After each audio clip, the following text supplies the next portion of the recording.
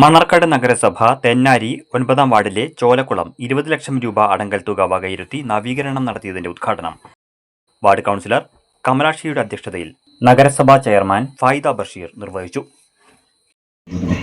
മാധ്യമപ്രവർത്തകർ ഈ കുളം ഇതുപോലെ മനോഹരമായി നവീകരിച്ച ഇതിൻ്റെ കോൺട്രാക്ടർ എൻ്റെ സുഹൃത്തു കൂടിയായ ബാലകൃഷ്ണൻ, അതുപോലെ തന്നെ ഇവിടെ ഈ ചോലക്കുളം വളരെ നാളത്തെ ആളുകളുടെ ആവശ്യമായിരുന്നു. ഇതൊന്ന് ജനങ്ങൾക്ക് ഉപയോഗിക്കാൻ പാകത്തിനൊന്ന് നവീകരിച്ച് തരണമെന്നുള്ളത്. മണ്ണാർക്കാട് നഗരസഭയിലെ ഏറ്റവും സാധാരണക്കാരായ തൊഴിലുറപ്പ് തൊഴിലാളികൾ ഉൾപ്പെടെ കൂടുതലുള്ള ഒരു പ്രദേശമാണ് ഈ തെന്നാരി പ്രദേശം. എനിക്ക് നേരിട്ട് അറിയാവുന്നതാണ്. ചടങ്ങിൽ A K Radhakrishnan, Anoop Payyunda, Murali V K, Ramankutty, Appukuttan K, K Satheesan, Beena Korandakkalam, Sujatha Pattuthodi എന്നിവർ സംസാരിച്ചു.